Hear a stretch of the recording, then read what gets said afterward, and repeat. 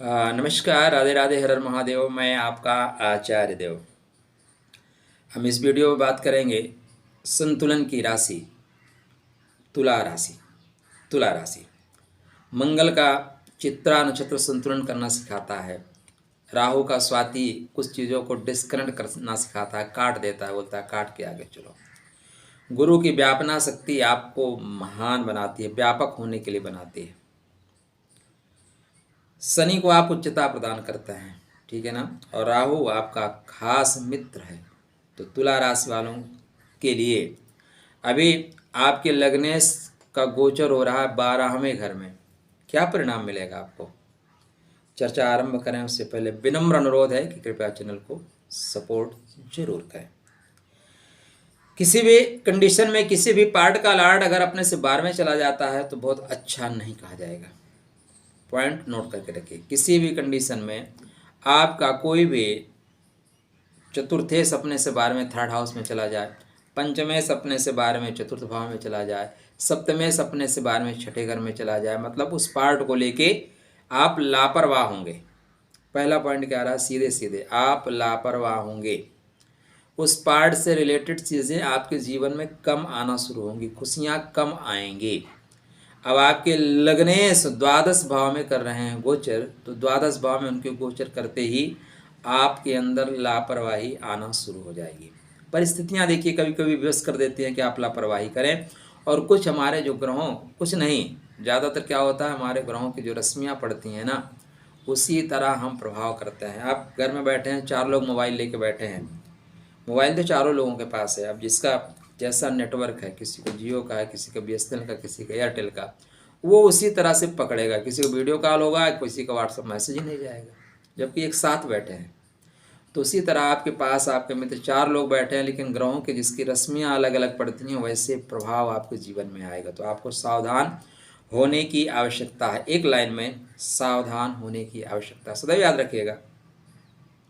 कभी कभी रुक जाना श्रेयस्कर होता है, कभी कभी रुक जाना, कुछ चीज़ों को छोड़ देना श्रेयस्कर होता है, क्योंकि आने वाले समय में बेहतर प्रावधान आपके लिए परमात्मा दे रहे हैं।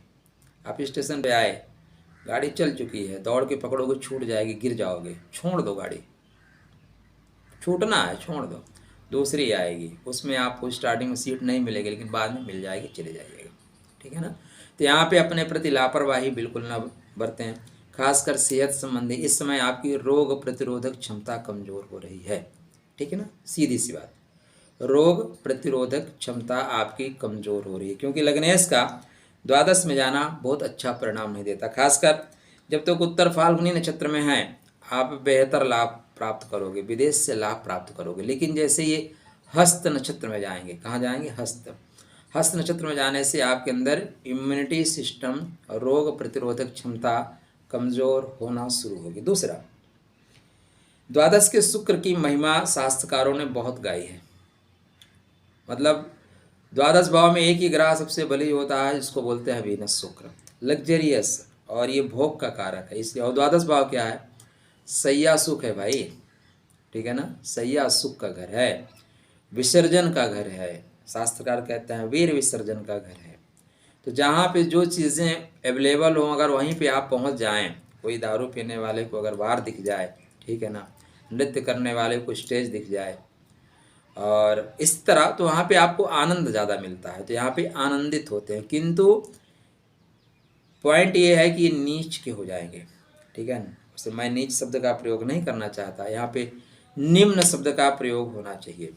अब शुक्रदेव कन्या राशि में ही क्यों निम्न के या नीच के होते हैं, एक परफेक्ट एग्जैक्ट पॉइंट पे ही क्यों नीच के होते हैं, जानना आपके लिए आवश्यक है। क्यों, क्योंकि आप भविष्य के ज्योतिषी बनेंगे, और जब सही पॉइंट को आप जानते रहेंगे तो बच्चों को बता पाएंगे। नहीं, बच्चे आपसे बात से सहमति नहीं मिलाएंगे, हाँ में हाँ, सर नहीं हिलाएंगे।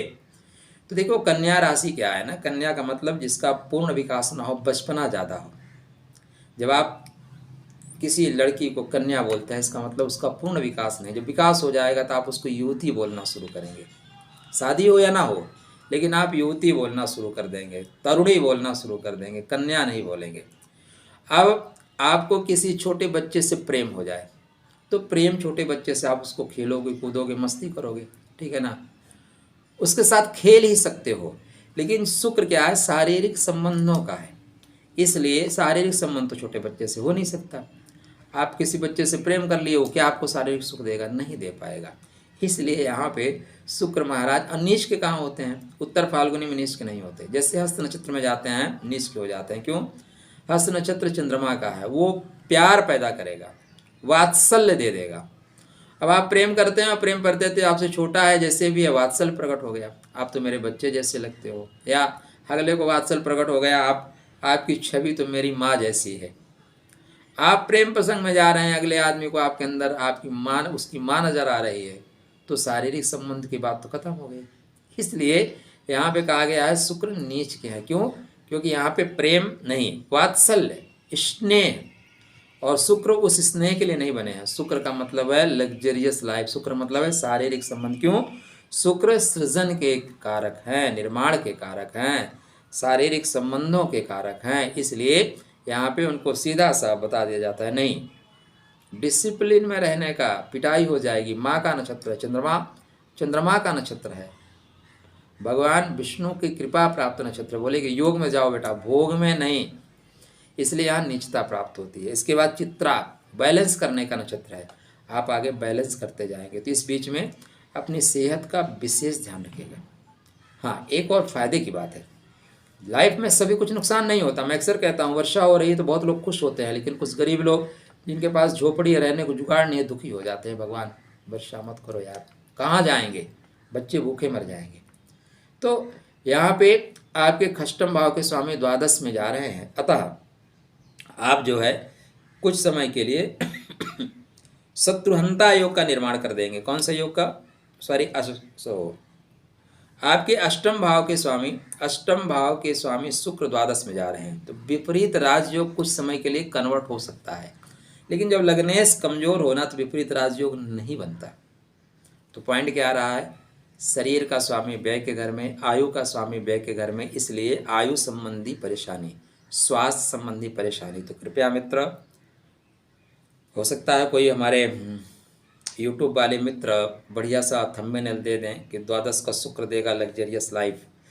भ्रम में मत रहिए, भ्रम में बिल्कुल मत रहिए। मेरा टारगेट बिल्कुल आपको कोई ऐसा थंबनेल देने का नहीं है जिससे आपको अट्रैक्शन तो पैदा हो, कुछ मिले ना। भ्रम में नहीं रहिए। यहाँ पे आपको अपनी सेहत का विशेष ध्यान रखना होगा। ओम द्राम द्रीम द्रोम सह शुक्राय नमः, इसका जाप करना होगा। इसका निरंतर जाप करिए। गाय को मीठी रोटी खिलाते रहिए। अपने कपड़े को थोड़ा ठीक ठाक पहनिए। एक सफ़ेद कपड़ा, चमकीला सफ़ेद कपड़ा पॉकेट में रखिएगा, सफ़र यूं ही निकल जाएगा। चलिए, खुश रहिए, स्वस्थ रहिए, मुस्कुराते रहिए।